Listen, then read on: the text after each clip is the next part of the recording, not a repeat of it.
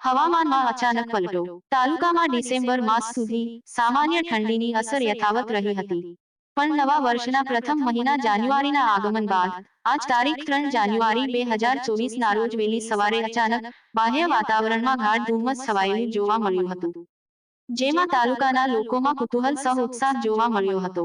રસ્તા પર વાહન ચાલકો માટે આગળનો માર્ગ કે સામેથી આવતા વાહન જોવામાં મુશ્કેલી સર્જાઈ હતી. આ ધુમ્મસ સાથે જ ઠંડીમાં પણ વધારો નોંધાયો હતો.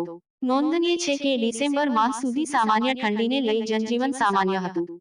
પણ હવે ધીમે ધીમે ઠંડીમાં વધારો થતા સ્વાસ્થ્ય સંબંધી સમસ્યા પણ વધે એવું બને. માટે સાવચેતી સહ સમય પસાર કરવા ન્યૂ ઇન્ડિયા ટીવી લોકોને અપીલ કરે છે.